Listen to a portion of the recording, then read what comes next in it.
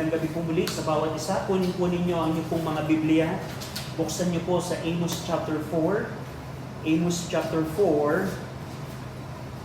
So, pinag-aaralan po natin every Wednesday night ang Book of Amos at nakita po natin na ang mga kasalanan po na ni-rebuke at kinorek ng Diyos through Prophet Amos ay primarily yung pong mga socio-economic sin ng bayan po ng Northern Kingdom of Israel. At dito po alam natin na dahil po sa mga kasalanan pong pang-ekonomiya, kasalanan injustice, kasalanan na pag-api sa mga tao, pag-api sa mga may hirap, dahil po sa mga kasalanan ito, ang Diyos po, sila po ay husgahan po ng Panginoon. At nakita po natin last week sa chapter number 3 na kung paano ang hindi pwedeng makapaniig, makapag-fellowship ang Diyos sa bayan po ng Israel dahil po ang bayan po ng Israel, sila po ay hindi po sumusunod po sa Panginoon. Nakita din po natin sa chapter 3 ng ating pong pag-aaral last week na yung kaparusahang mararanasan ng Northern Kingdom, hindi po ito aksidente. Hindi po ito parang random na naranasan nila. Binanggit ng Panginoon na yun ay ginawa ng Diyos upang ipakita na yun ay resulta ng kanilang mga kasalanan. At nakita din po natin last week kung paano tinawag ng Diyos yung mga pagan nation, yung mga Gentile nation upang saksihan yung karumal-dumal na kasalanan po ng bayan po ng Israel na to the point na kahit Gentiles ay mare-recognize na mali ang ginagawa ng Northern Kingdom. Now, dito po sa chapter 4, ito po ang magiging continuation ng exposition ni Amos ng kasalanan ng Northern Kingdom.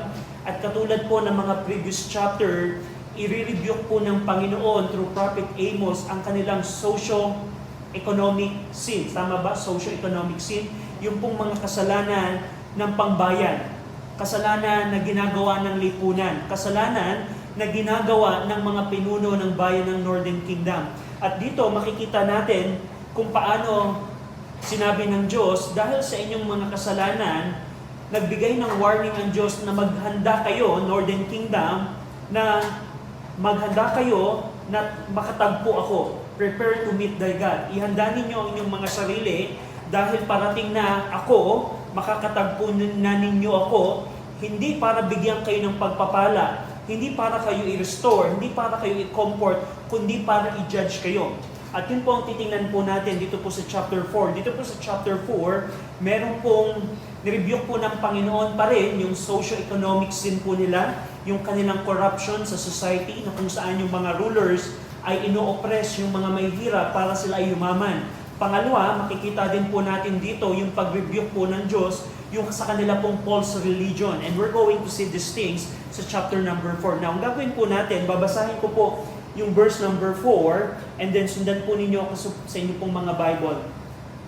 Amos chapter 4 verse 1, hear this word, ye kine of Bashan, that are in the mountain of Samaria, which oppress the poor, which crush the needy, which say to their master, bring and let us drink. Shall we pray? Ama namin Diyos na makapangyarihan sa lahat na nasa langit, salamat po muli dahil po meron po kaming pagkakataon na mapag-aralan po ang inyong pong salita. We pray na sa pamamagitan po ng Book of Amos, magkaroon po ang bawat isa ng biblical na perspective kung paano namin titingnan ang aming pong bayan in light of this scripture. We pray, Ama, na ang Banal na Espiritu ang magbigay sa amin ng kaunawaan. I pray na maunawaan namin, ma-interpret namin ito accurately upang matutunan namin ang mga katotohanan po ng inyong pong salita at ma-apply po namin ito sa aming pong mga buhay. Tulungan niyo kami at kahabagan. In Jesus' name we pray. Amen.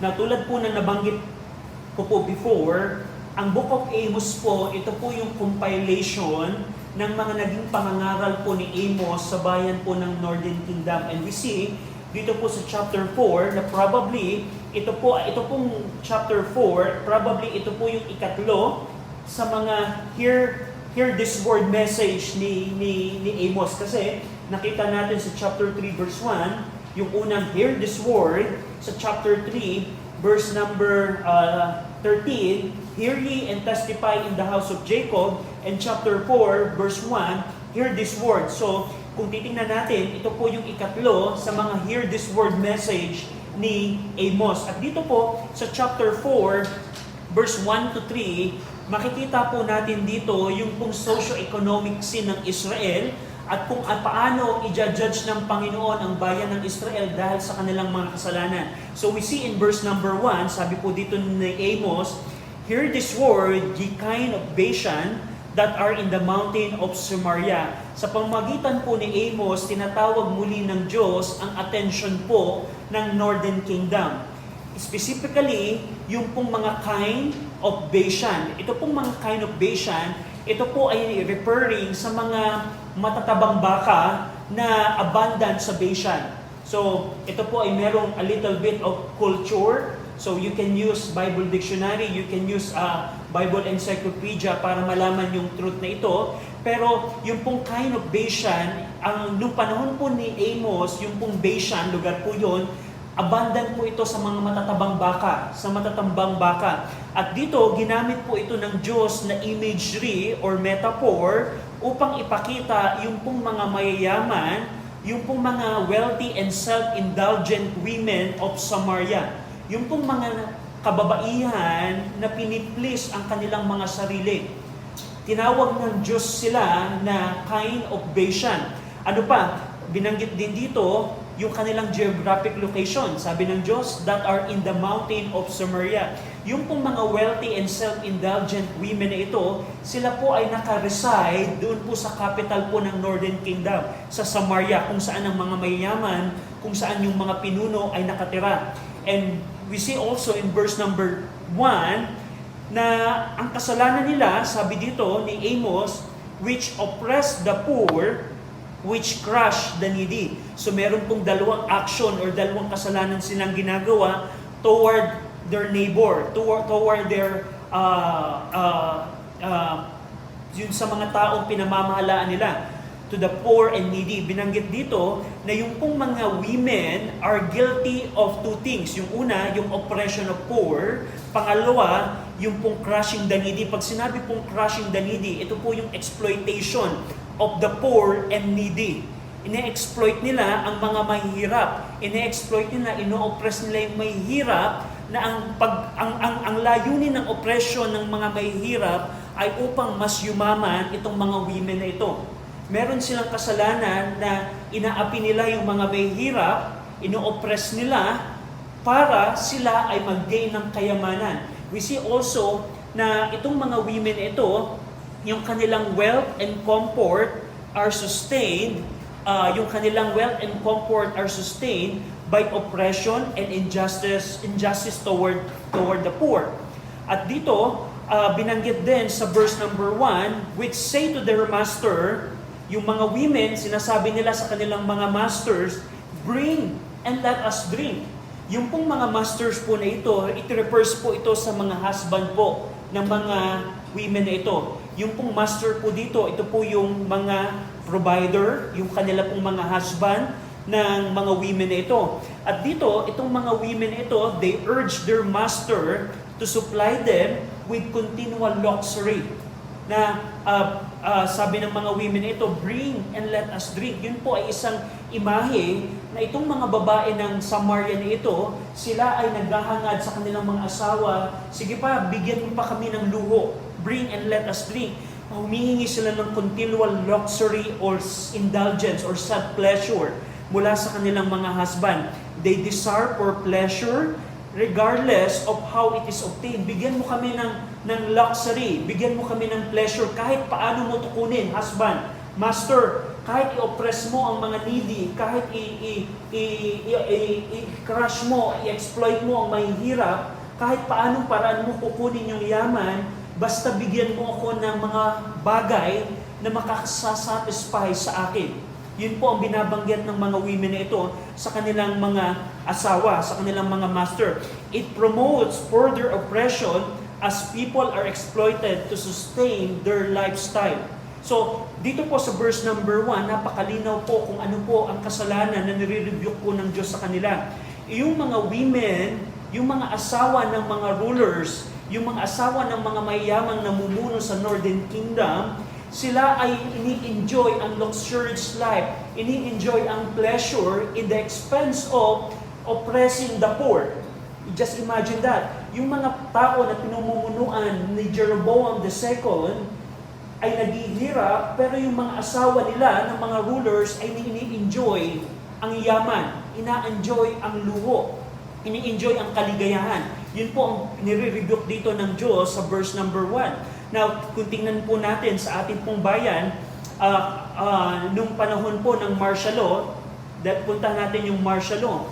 Alam niyo po ba na si Imelda Marcos, so we can say as an application na nung si Imelda Marcos po ay First Lady ni Marcos Sr., meron po siyang, nung umalis na ang Marcos family sa Malacanang at pinasok na yung Malacanang Palace, na discovery po doon na meron siyang 3,000 pares ng sapatos. Just imagine, 3,000 pair, at yung mga sapatos na ito hindi yung sapatos lang na nabibili mo sa palengke. Mga branded at mga luxurious pair of shoes ang na-discover sa Malacanang.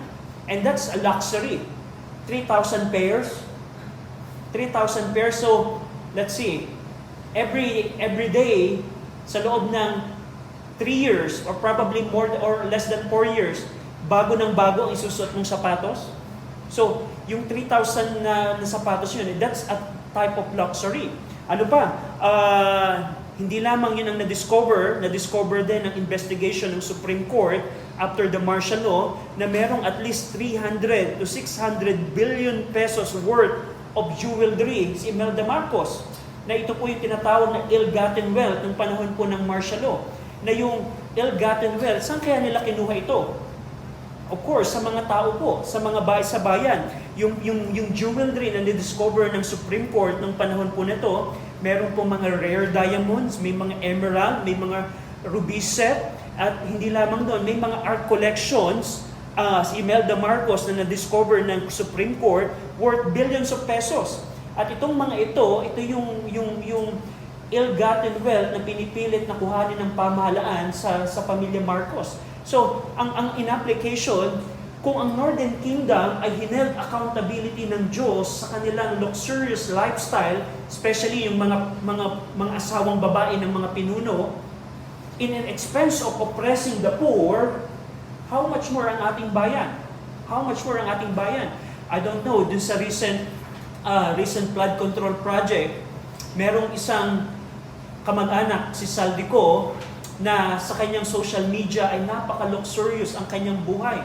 May mga nagtatravel yung family member ni Saldico na in a private plane. How much ang isang ticket ng first class? Let's say, punta ka ng Europe. Probably it would cost you $500,000 just to buy a first class ticket. Hindi lang yung first class, private plane ang ginagamit niya. At meron isang social media post, itong kamag-anak ni Saldico, na sa isang dinner, dalawa lang sila, friends sila, ang bill ng kanilang dinner is worth 759,000. Just imagine that. 759,000 sa isang dinner lang. So, ang anong point natin dito, Brother RJ, bakit mo binad-bring out yan dito sa ating lesson? Gusto ko pong tingnan natin na kung paano ang Diyos ni-rebuke ang mga women of Samaria dahil sa kanilang luxurious lifestyle na nauobtain nila in the expense of exploiting and oppressing the poor and the needy. How much more ang ating bayan? Ang mga Pilipino, ang mga manggagawa, sumisigaw sila na itaas ang minimum wage. Sumisigaw ang mga driver na itaas man lamang ang pamasahe.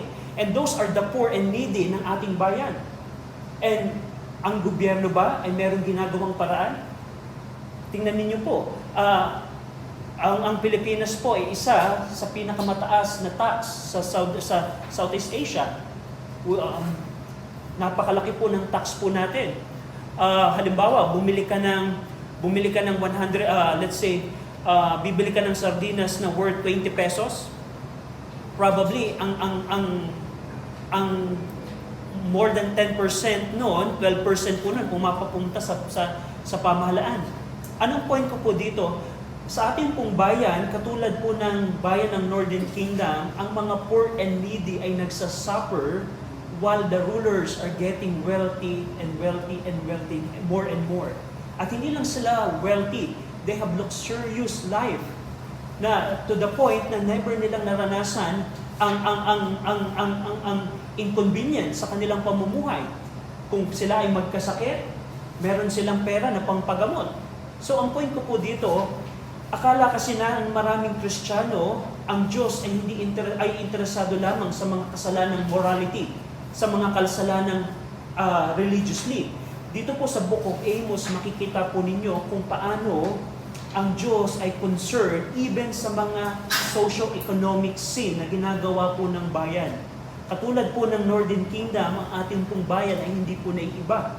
So kung ititimbangin natin, sa timbangan kaya ng Diyos, tayo kaya ay bilang bayan, of course, sinasama po natin ang ating pong mga sarili kasi tayo po ay kabilang ng bayan po natin. And all of us are guilty sa Panginoon.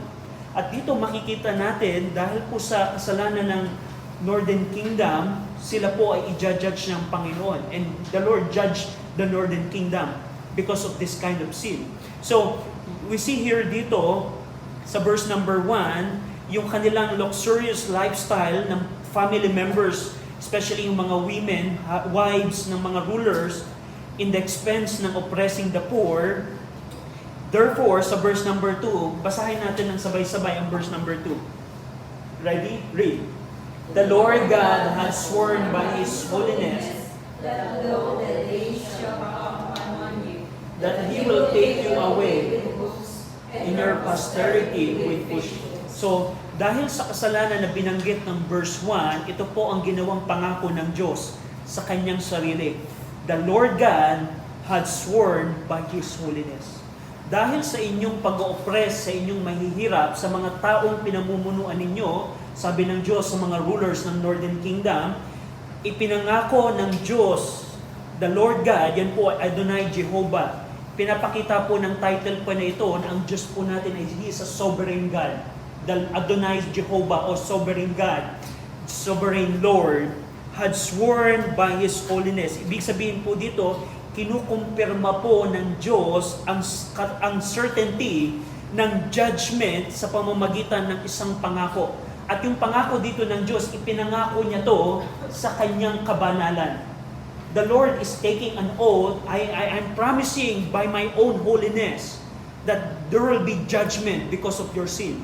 At dito, yung pong holiness dito ng Diyos, His holiness guarantees that He must act against sin and injustice na binanggit ng verse 1. Ito po yung verse number 2, ipinapakita po dito na ang kasiguraduhan po ng paggawa ng Diyos in consequence, sa consequence ng kasalanan na binanggit ng verse number 1. So, yung pong praise na the Lord God had sworn by His holiness, pinapakita po nito yung certainty of the coming judgment. Ano pa? Ang binanggit ng verse 2, that law, the day shall come upon you, that He will take you away with hooks, and your posterity with pishuk. Ito pong mga language na ito po yung in-specify ng Diyos kung anong klaseng judgment ang ipapataw niya.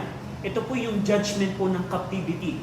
Gumamit ang Diyos po dito ng figure of speech, yung pong hook and pishuk, it refers po ito sa humiliating and painful method of exile na gagawin po ng Assyria sa kanila.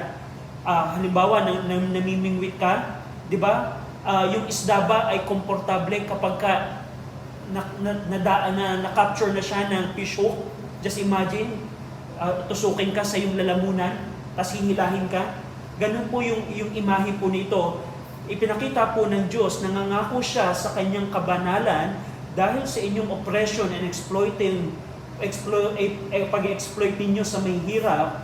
Ang Diyos ay nangako sa kanyang kabanalan na mararanasan ninyo ang isang klase ng captivity, isang klase ng exile na napaka-humiliating at napakasakit.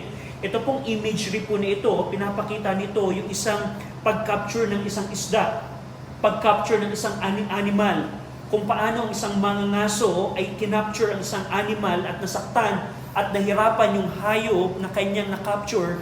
Ganon din ang mararanasan ng Northern Kingdom, specifically yung pong mga rulers ng Northern Kingdom. Yung yung pong word na posterity po dito, ito po ay nagpapakita po, ito po ay nagpapatungkol sa mga anak at sa mga apo ng mga rulers ng Northern Kingdom. Yung pong posterity dito, it indicates na even hindi lamang ang mga ruler ang makakaranas ng painful and humiliating way of exile, pati yung kanilang mga anak, pati yung kanilang mga apo, pati yung mga apo nila sa tuhod. Yun po yung posterity na tinutukoy po dito ng Diyos. Yung kanilang former luxury ay mare-replace ng humiliation and suffering. Yun po ang pinapakita po dito ng Diyos sa verse number 2. Verse number 3, basahin natin ulit. Ready? Read. And ye shall go out of the breaches, every cow at that which is before her, and ye shall cast them into the palace, saith the Lord. So binanggit dito ng Diyos, and ye shall go out at the breaches, every cow at the which is before her. Yung pong breaches po dito, ito po ay isang gap. Parang, imagine ninyo, merong isang pader, city wall, at sa pagitan ng isang malaking pader ay merong gap. Merong isang butas. Yun po yung breach po dito. Ito po yung nagpapakita ng isang breach pagkatapos po ng invasion.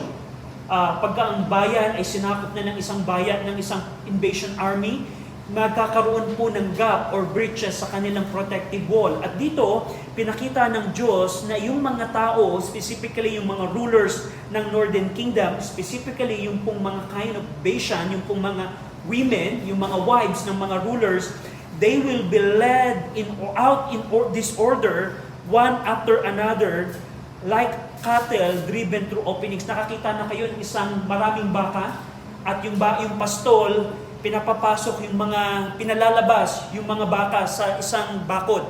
Di ba pumipila yung mga baka? At itong image rin ito, ipinakita, ganito ang mararanasan ng Northern Kingdom sa captivity na ipapadala ng Diyos sa kanila. Para silang baka na nakapilang lumalabas sa breaches ng wall, ganun ang mararanasan ng Northern Kingdom. Ito pong mga language na ito po yung nagpapaktungkol sa captivity, exile, and yung huling bahagi ng verse 3, you will see here, and ye shall cast them into the palace, saith the Lord.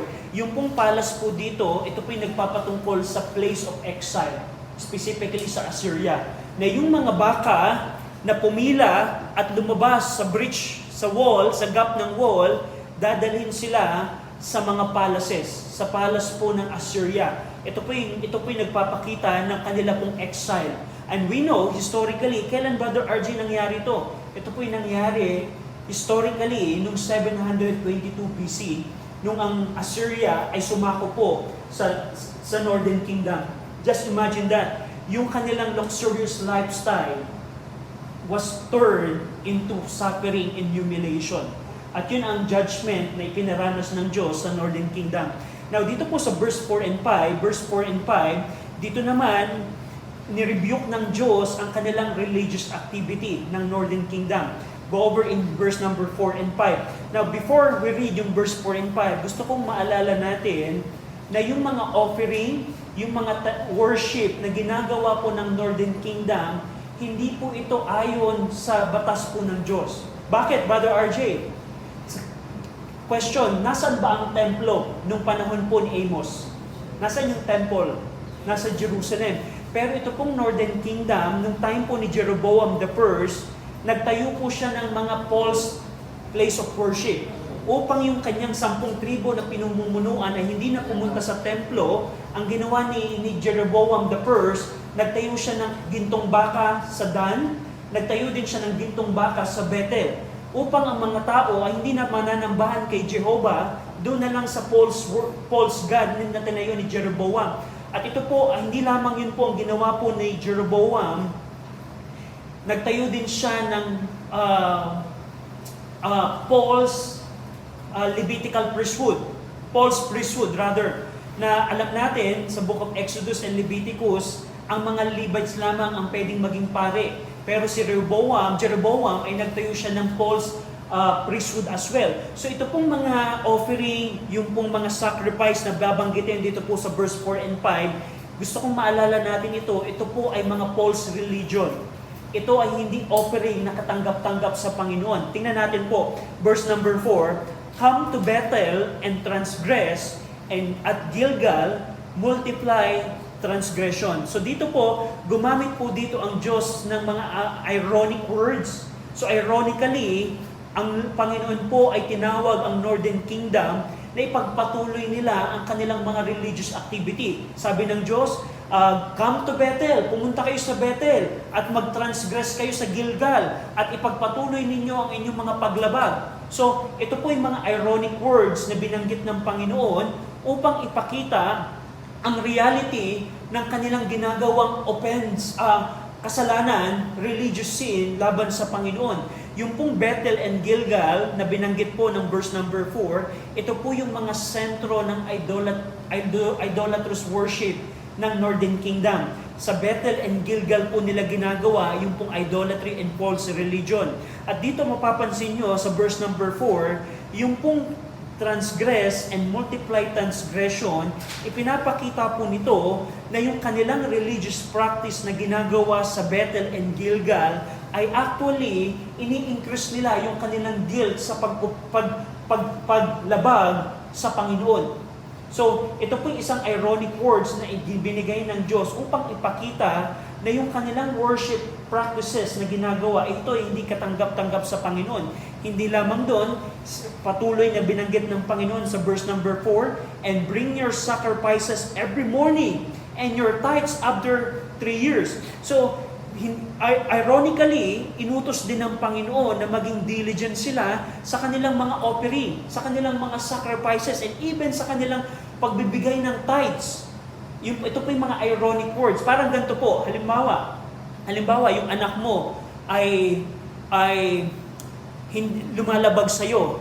Halimbawa, hindi sumusunod sa'yo yung anak mo. Parang sinabi ng Diyos dito, sinabi ng magulang sa anak, o sige, wag mo na akong suwayin pa. Huwag mo na akong sundin pa bukas sa susunod na araw at sa isang linggo. Ipagpatuloy mo ang huwag pagsunod sa akin. So ito po isang mga ironic words na binanggit ng Diyos upang yung guilt na nararamdaman ng Northern Kingdom ay mas tumaas. At dito sa verse number 4, hindi lamang yung transgression ang sinabi ng Diyos na magpatuloy kayo, kundi yung inyong mga offering at yung mga giving ninyo ay ipagpatuloy ninyo. Ipagpatuloy ninyo ang mga false religious sacrifices nyo, ipagpatuloy nyo yung mga offering ninyo sa inyong mga idols. And verse number 5, hindi lamang doon, and offer a sacrifice of thanksgiving with leaven. Ironically, ito pong Northern Kingdom were commanded to offer a thanksgiving offering with leaven. Their offering are spiritually corrupted by their sinful lives. Another thing na binanggit ng Panginoon dito, and proclaim and publish the pre-offering. So, inutusan din sila ng Panginoon na publicly nilang i-announce yung kanilang mga voluntary offering. So, you will see here na yung kung paano sa templo ay meron sila sa temple may mga offering, may mga sacrifices, may mga tithes. Ang Northern Kingdom ay meron din. Kung paano ang tamang pagsamba na ginagawa ng mga Hudyo sa temple sa Jerusalem, kung ano yung offering, sacrifices, tithes, and practices, meron ding ginagawa ang Northern Kingdom. At sinabi ng Diyos sa kanila, sige, ipagpatuloy nyo lang yan, gawin nyo pa yan, ipagpatuloy nyo ang paglabag sa akin. And dito, ipinapakita dito ng Panginoon na ipagpatuloy nila ang mga bagay na ito dahil ang kalakip nito ay ang paghuhusga. Tingnan niyo po yung huling bahagi ng verse number 5. For this liketh you, O ye children of Israel, saith the Lord. Yung pong praise na for this liketh you, dito po in-expose po ng Diyos ang kanilang motibo. Bakit nila ginagawa yung mga religious practices nito? Ay upang ma-please nila yung kanilang mga sarili. Diba? Marami pong mga tao ang ganyan. Especially mga tao po na nasa false religion, mga tao na wala sa tunay na pananampalataya. They're doing those things just to please themselves. Pero in reality, yung kanilang mga religious practices ay hindi po katanggap-tanggap sa Panginoon. At dahil po doon, sabi ng Diyos sa Northern Kingdom, sige, ipagpatuloy ninyo ang paglabag sa akin, ipagpatuloy ninyo ang mga offering, ang mga sacrifice ninyo, ang mga giving ninyo. Bakit? Kasi tingnan nyo po sa verse number 6 hanggang verse number 11, Dito po ipapakita ng Diyos yung judgment na ipapataw ng Diyos sa Northern Kingdom. So, ito pong verse 6 to 11, dito po makikita natin yung pong judgment na ipapataw ng Diyos sa kanila, pero kahit ang Diyos ay nagbigay na ng judgment, ang Northern Kingdom po ay hindi po pa rin nagsisi. Hindi pa rin sila nagsisi at bumalik sa Panginoon. So, anong nakita natin? Sa verse 1 to 3, nakita natin yung socio-economic sin ng Northern Kingdom. Verse 4 to 5, ito naman yung religious sin ng Northern Kingdom. At dahil po sa mga kasalanan ito, ang Diyos ay papatawan sila ng kaparusahan. Verse number 6, tingnan niyo po. And I also have given you cleanness of teeth in all your cities, and want of bread in all your places. Yung pong cleanness of teeth, ito po'y expression ng walang pagkain. Yung pong cleanness of teeth, ito po'y isang imagery na nagpapakita na wala nang makain ang mga tao. At ang sabi dito ng Diyos, magpapadala siya ng isang famine sa bayan ng Israel. Yung pong cleanness of teeth and even yung wine of bread, ipinapakita po dito yung widespread scarcity and hunger na mararanasan ng Israel. Ito pong judgment na ito is so severe that it affected all city and places. Napansin niyo po, binanggit, one of bread in all your places. Ito pong famine na ito, na ipapadala ng Diyos sa kanila, ito po'y judgment ng Diyos. Itong famine na ito'y napakatindi to the point na yung mga lahat ng lugar ng Northern Kingdom ay maaapektuhan. Ito pong chastisement na ito po'y naka-intensyon ng Diyos upang ang bayan nawa ng Israel ay magsisi at bumalik sa Panginoon. Pero kung titingnan niyo po, anong pa ang binanggit ng verse number 6? Na kahit sila ay papadalahan ng Diyos o pinadalahan ng Diyos ng famine sa lahat ng lugar, tingnan niyo po yung huling bahagi ng verse 6. Sila ba ay nagsisi? Tingnan niyo po. Yet have ye not returned unto me, saith the Lord. Despite the famine na naranasan ng Northern Kingdom, ang Israel po ay hindi po tumalikod sa kanilang socio-economic sin. Hindi sila tumalikod sa kanilang religious false practices. At dahil doon, ang sabi ng Diyos, yet have ye not returned unto me? Binigyan ko kayo ng famine at inaasahan ko na sa pagpapalong ito, kayo ibabalik sa akin. Pero ang sabi ng Diyos, hindi kayo bumalik sa akin. Hindi kayo bumalik sa akin. Dito po, ipinapakita po dito yung pong katigasan ng puso ng Northern Kingdom at yung kanilang spiritual stubbornness. Spiritual stubbornness. Na yung pong, makikita niyo po sa verse 6 to 11, na ito pong praise na yet have ye not returned unto me, ilang beses po itong binanggit. Ilang beses po itong binanggit. Anong pinapakita nito, Brother RJ? Na ang Diyos po, pilit pa rin silang inaabot, pilit pa rin silang sinusuyo, pilit pa rin silang ninanasan ng Diyos na magsisi ang Northern Kingdom, pero hindi po sila magsisisi sa Panginoon. So, dalhin natin halimbawa sa ating pong panahon. Tandaan niyo po, ang ating pong Diyos, siya po ang sovereign God ng lahat po ng bayan. Lahat ng nangyayari po sa ating bayan. At alam niyo po ba na kung paano ang Northern Kingdom ay inaasahan ng Diyos as a nation na bumalik sa Panginoon, tayo din pong bayan ng Pilipinas ay inaasahan po ng Diyos na kilalanin siya na ang Diyos na makapangyarihan sa lahat. At ang bayan po ng Pilipinas ay makakaranas po ng calamity kung tayo ay hindi magsisisi sa ating pong mga kasalanan. Pag tinignan niyo po ang scripture, yung pong mga natural disaster, pag tinignan yung scripture, hindi po ito dahil sa global warming. Hindi po ito dahil hindi dahil gumagamit ka ng disposable plastic spoon and fork. Hindi dahil gumagamit ka ng styrofoam. Pag tinignan niyo po sa scripture, ang Diyos po natin, siya po ang sovereign God na may control sa nature. Na kaya niyang gamitin ang nature upang tawagin po ang mga bayan na magsisi at manampalataya sa Kanya. Pero kung hindi po magsisisi at mananampalataya ang bawat bayan sa Kanya, ang Diyos po ay hold sila accountable. So in verse number 6, we see here, the Lord sent famine sa Northern Kingdom. Ang layunin na yun ay magsisi sila, pero hindi sila nagsisi. Verse number 7, ano pa ang ipinadala ng Panginoon sa kanila? And also I have withholden the rain from you when there were yet 3 months to the harvest. So, anong significant kung walang ulan sa isang magsasaka? Yung pong 3 months to the harvest, yung po ay isang period na napakadelikado sa magsasaka kasi kung walang ulan, 3 months before the harvest, hindi bubunga yung mga tanim. Kumbaga parang yung pong phrase na 3 months before the harvest, ito po yung nagpapakita ng a period of time na dapat merong tubig yung crops upang pagdating ng harvest ay mamunga ito. Pero ang sabi ng Diyos, pipigilan niya ang ulan sa mga panahong ito. Dito, mas palalalain ng Diyos ang taggutom sa kanila. Kasi kung walang ulan, of course, walang magiging bunga yung kanilang mga pananim. And nabanggit na ng verse number 6 na meron ng famine, scarcity of bread sa buong lipunan. So ano na pinapakita nito? Mas patitindihin pa ng Diyos ang famine na ipapadala ng Diyos sa kanila.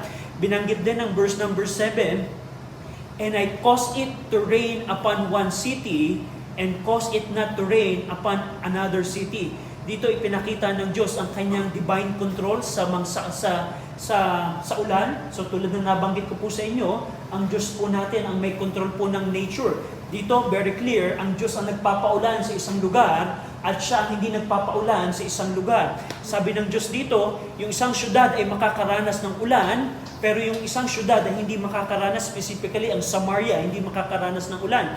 Verse number 7, yung huling bahagi, one piece was rained upon, and the piece whereunto it rained not wither. Even within close area, kahit magkakalapit yung mga lugar, yung ibang taniman ay hindi makakaranas ng ulan. So dito, binabanggit ng verse 7 na dahil sa pag-reject ng Diyos at pag-reject ng Northern Kingdom sa Diyos at sa patuloy nilang kasalanan, precisely kokontrolin ng Diyos ang ulan upang maparusahan ang Northern Kingdom. Just imagine, kahit magkalapit lamang yung taniman, yung isang taniman, yung taniman ng Northern Kingdom ay hindi bibigyan ng ulan ng Diyos upang mas tumindi ang kanilang famine na nararanasan. Verse number 8, so 2 or 3 cities wandered unto one city to drink water, but they were not satisfied. Dito, sinabi ng Diyos, pagdating ng famine na ipapadala ko sa inyo, ang mga tao ay magsasaliksik upang hanapin ang supply ng tubig at hindi sila masasatisfied. So, hindi lamang bread ang magkukulang sa kanila, even drinking water ang magkukulang sa kanila. Ano pa? Yet have ye not returned unto me, said the Lord. Tingnan niyo po yung huling bahagi ng verse number 8. Hindi pa rin sila tumalikod sa kanilang kasalanan, hindi pa rin sila bumalik sa Panginoon. So, ang Diyos, nagbigay na ng famine, scarcity of bread, pero hindi sila tumalikod sa Panginoon. Ano pa ang ginawa ng Diyos? Mas pinatindi ng Diyos ang taggutom sa kanila sa hindi pagbibigay ng tubig. Tubig sa kanilang mga pananim, tubig upang mainom nila. Pero ang sabi ng Diyos, wait, naranasan nyo na itong sumpa na ito, pero hindi pa rin kayo bumalik sa akin. At tingnan nyo po kung paano nag-escalate ang kaparusahan ng Diyos. Verse number 9, I have smitten you with blasting and mildew. Dito, pinakita ng Diyos na hindi lamang lack of bread, lack of water ang ipapadala niya, kundi mga plagues or pestilence sa kanilang mga pananim. Yung pong blasting and mildew, ito pong mga condition na ito po yung nakakasira ng kanilang mga pananim. Sabi ng verse number 9, when your gardens and your vineyards and your fig trees and your olive trees increase, the palmer worm devoured them. Pagka yung mga pananim nila ay umuusbong na at malapit yun ng pakinabangan, ang sabi ng Diyos, magpapadala siya ng mga locust. Yun po yung mga palmer worms na sisira ng kanilang mga olive trees, yung kanilang mga vineyards, yung kanilang mga fig trees. Dito ipinakita ng Diyos, dahil hindi kayo bumaling, hindi kayo nagsisi, mas palalalain ko pa yung judgment na mararanasan nyo to the point na yung inyong tinanim ay hindi uusbong. Kakainin ito ng mga locust. At tingnan nyo pa yung huling bahagi ng verse number 9. Sa tingin ninyo, stage 3 na to ng sumpa. Stage 1, lack of bread. Stage 2, lack of rain. Stage 3, plagues and pestilence. Sa tingin ninyo, magre-repent na kaya sila? Pero tingnan nyo yung verse 9. Anong ginawa ng Northern Kingdom? Yet have ye not returned unto me, saith the Lord. Yun po ang nakakalungkot. Yet ye have not returned unto me. Verse number 10, ito ang stage 4 ng sumpa ng Panginoon. I have sent among you the pestilence after the manner of Egypt. So sabi ng Diyos, kung paano ako nagpadala ng 10 salot sa Ehipto, ganun din ang ginawa ko sa inyo. The Lord sent disease and plague similar to those in Egypt. Verse number 10, your young men have I slain with the sword and have taken away your horses. So, hindi lamang ako nagpadala ng mga sumpa katulad ng pinadala ko sa Ehipto, kundi ang inyong mga batang lalaki ay aking pinaslang. Ito po ay war. Nagpadala ang Diyos ng mga gera na nagresulta ng loss of life, especially sa kanilang mga young men. Even yung mga horses na simbolo ito ng military strength ay nawala sa kanila, were taken away. Ito po'y pinapakita na ang Diyos ay magpapadala ng military defeat sa kanila upang yung kanilang national strength ay mapangina. Remember, kung naalala niyo po yung introductory message natin sa Book of Amos, nung panahon po ni Jeroboam II, napakalakas po ng pamahalaan ng Northern Kingdom. Pero ang sabi ng Diyos, magpapadala siya ng mga ng loss of life, yung kanilang mga kabayo ay makukuha sa kanila para mapahina yung kanilang national security. Ay hindi lamang doon, sa verse number 11, tingnan niyo po sa verse number 11, let's see here. So verse number 10, your young men have I slain with the sword and have taken away your horses, and I have made the stink of your camps to come up unto your nostril, yet have ye not returned unto me. Yung pong huling bahagi ng verse 10, ito po'y nagpapakita ng kamatayan sa kanila pong bayan. Yung pong stink on your camp to come up unto your nostril, ito po ang isang aftermath ng war. Just imagine, gera, sumakop sa ating bayan. Yung pong mga bangkay ay nasa paligid lang nila, na wala na silang chance na ilibing pa ito, magkaroon ng proper burial to the point na naagnas na yung mga bangkay, at yun ang stink on your camp to come up unto your nostril. Na sa buong bayan ninyo, magkakaroon ng mabahong amoy ng mga bangkay na namamatay. Yun ang ipinadala ng Panginoon. Pero tingnan niyo po yung huling bahagi ng verse 10. Sa tingin niyo, stage 4, magsisisi kaya sila? Sabi ng verse number 10, yet have ye not returned unto me, saith the Lord. So kahit may stage 4 na ipinadala ang Diyos sa kanila, stage 1 yung famine, stage 2 lack of rain, na naapektuhan yung kanilang mga pananim at yung kanilang inumin. Stage 3, yung mga plagues. Stage 4, yung war, na nagresulta ng loss of life and military defeat. Pero kahit ganun pa man, hindi pa rin sila bumaling sa Panginoon. Hindi pa rin sila nagsisi. Verse number 11, stage 5. Baka sa stage 5, magsisisi na sila. Verse 11, I have overthrown some of you as God overthrown Sodom and Gomorrah, and ye were as a firebrand plucked out of the burning. Tingnan niyo po dito, sabi po dito ng Panginoon, in-overthrow ng Diyos sila. Kinumpara ng Diyos na yung judgment na ipinadala sa kanila ay katulad ng destruction na ipinadala ng Diyos sa Sodom and Gomorrah. Ano yung klase yun? Sudden, severe, and catastrophic overthrow ang ipinaranas ng Diyos sa kanila. Yung stage 5 ng sumpa ng Diyos ay katulad na ng sumpa na ipinadala ng Diyos sa Sodom and Gomorrah. At sabi ng Diyos, and ye were as a firebrand plucked out of the burning. Anong ibig sabihin nito? Nakakita kayo ng isang halimbawa, bonfire. Nag-aapoy dito yung mga stick. Pag may sabi ng Diyos, meron kayo ay parang isang mga stick na nag-aapoy, pero meron akong kukuning remnant. Yun po yung language na, and ye were as a firebrand plucked out of the burning. Dito, makakaranas sila ng total destruction katulad ng Sodom and Gomorrah, pagkasunog katulad ng Sodom and Gomorrah, na katulad sila ng firebrand plucked out of the burning.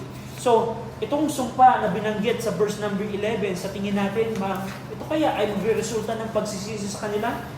Tingnan niyo po yung huling bahagi ng verse number 11. Yet have ye not returned unto me, saith the Lord. Nakakalungkot na kalalagayan.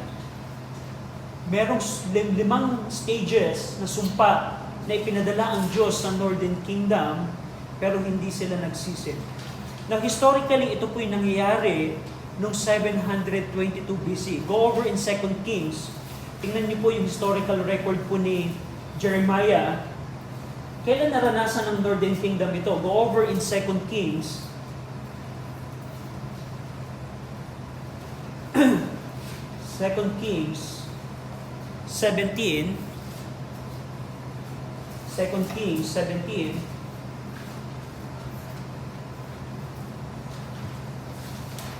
Verse number 5 hanggang 12. Now, tingnan niyo po. Kung akala ng Northern Kingdom nung nangangaral si Amos, hindi siya pinapakinggan. Makikita niyo po sa chapter 7 ng Book of Amos kung paano hindi po pinakinggan si Amos ng Northern Kingdom. Akala siguro nila, sige Amos, huwag ka ditong mangaral, doon ka mangaral sa ibang lugar. Huwag ka ditong mangangaral, hindi para sa amin yung mensahe mo. Hindi mangyayari yan. Tingnan mo, napakaganda ng aming bayan. Probably yun ang nasa perspective ng Northern Kingdom. Pero dito po sa 2 Kings 17, binanggit ni Jeremiah, anong nangyari sa Northern Kingdom. Tingnan niyo po sa inyo pong mga Bible. 2 Kings 17:5, Then the king of Assyria came up throughout all the land and went up to Samaria and besieged it 3 years. 3 taong pinalibutan ng Assyria ang Samaria. Anong ibig sabihin, Brother RG, kapag pinalilibutan ng isang bayan? Ibig sabihin po nito, yung pong mga natrap sa loob ng Samaria, wala silang food supply. Yan po ay Asian tactic ng military. Kung halimbawa, yung syudad na sasakupin ay maganda yung wall, may protection, bago nila lusubin yung bayan, gugutumin muna nila yon. Papahinain nila yung mga tao, papalibutan nila yun, walang makakapasok, walang makakalabas, at kapag ka mahina na ang mga tao sa loob, doon nila aatakihin. And sabi ni Jeremiah, ang Assyria, 3 taong pinalibutan. Just imagine, 3 years wala kayong pananim. Anong mararanasan nyo doon? 3 years na walang ulan, may pinadala ang Panginoon. Anong mararanasan nyo? Dito po, na-fulfill literally yung taggutom na pinreach ni Amos 30 years ago. Kasi nung si Amos po ay nangaral 30 years bago mangyari itong 722 BC. Ano pa? Verse number 6. And in the 9th year of Hoshea, the king of Assyria took Samaria and carried Israel away into Assyria and placed them in Hala and in Habor by the river of Gozan and in the cities of the Medes. Remember, yung mga kind of Bashan, yung mga baka na parang sabi ni Amos, mga Northern Kingdom, para kayong magiging baka na kayo ay lalabas sa mga breaches at dadaling kayo sa captivity. And dito, 30 years after, nangyari po ang pinangaral po ni Amos. Dinala sila sa Hala and Habor, cities po ito ng Assyria. Verse number 7, For so it was that the children of Israel have sinned against the Lord their God, which had brought them out of the land of Egypt from under the hand of Pharaoh, king of Egypt, and had feared other gods. Verse 8, And walked in the statutes of the heathen, whom the Lord cast out from before the children of Israel, and of the kings of Israel, which they have made. And the children of Israel did secretly those things that were not right against the Lord their God, and they built them with high places in all their cities, from the tower of the watchman to the pen city, and set them up images and groves in every high hill and under every green tree, and so on and so forth. So, dito, nangyari kaya yung pinipreach ni Amos? Nangyari kaya? Kung titingnan po ninyo, historically accurate po na nangyari na yung 5 stages na sinabi ng Diyos sa Amos chapter 4, ito po yung nangyari literally sa Northern Kingdom. At yan po ay makikita natin na, Brother RJ, anong makikita natin dito? Una, ang sa nakakamangha po sa Panginoon, ang Diyos po ay hindi lang nagbibigay ng one warning. Yung pong 5 warning ng Diyos, ang pinapakita po nito ay ang habag ng Diyos. Na pwede na Brother RJ, pwede na siguro isang warning na lang, pero hindi po yung ginawa ng Diyos. Nagbigay siya ng second warning, inaasahan ng Diyos na baka magsisi na sila. Pero ang sabi ng Diyos, sabi ng Panginoon, yet have ye not returned unto me. Baka sa pangatlo, bumalik na sila. So ito pong continual na pag-reach ng Panginoon sa Northern Kingdom, ito po yung nagpapakita ng habag po ng Panginoon. Na kahit ganun napaka-dilim ng Northern Kingdom, ang Diyos ay nagpapakita pa rin ng habag sa Northern Kingdom. Pero, nung umabot na yung 5 at hindi pa rin, tingnan niyo po ang verse number 12 ng Amos. Balik tayo sa Amos. So, pagkatapos ng 5 warning, 5 sumpa, 5 pagpapalo, 5 sumpa punishment sa kanila, hindi pa rin sila nagsisi at bumalik sa Panginoon. Tingnan niyo po ang verse 12. Therefore, thus will I do unto thee. Dahil hindi kayo bumaling sa akin, dahil hindi kayo nagsisi sa inyong mga kasalanan, sabi ng Diyos, O Israel, and because I will do this unto thee, prepare to meet thy God, O Israel. Maghanda kayo, sabi ng Diyos, maghanda kayong makatagpo ang inyong Diyos, O Israel. Israel, maghanda kayong makatagpo ang inyong Diyos. Question, Brother RJ, kailan nakatagpo ng Northern Kingdom ang bayan ng Israel? Yung sa 2 Kings 17. 2 Kings 17. At dito, ito pong mga katagang ito, mapapansin niyo po yung word na therefore. Ibig sabihin, dahil hindi sila nagsisi sa kanilang mga kasalanan, ang Diyos ay merong hangganan. Kahit ang Diyos ay mahabagin, hindi siya forever na merciful. Merong hangganan ng Diyos. At ito, umabot na yung hangganan ng Diyos. Kaya ang sabi ng Diyos ay prepare to meet God. Yung pong ibig sabihin ng prepare dito, meron po itong implication na kailangan merong urgency, na there's no more delay or opportunity to ignore ang Panginoon. Kung hindi kayo magsisisi ngayon, maghanda kayo. Kasi ang Diyos ay makakatagpo ninyo. Israel will personally encounter God if they continue in their rejection sa Panginoon. And in verse number 13, for lo, ang tanong, siguro, sino ba, Amos, sino ba itong Diyos na makakatagpo namin? Ito ba si Baal? Ito ba ang false God? Sino ba yung Diyos na tinutukoy mo? Verse 13, pinakita po ni Amos kung sino itong Diyos na makakatagpo nila. For lo, He that formed the mountains and created the wind, and declare unto man what is his thought, that maketh the morning darkness, and treadeth upon the high places of the earth, the Lord, the God of hosts, is His name.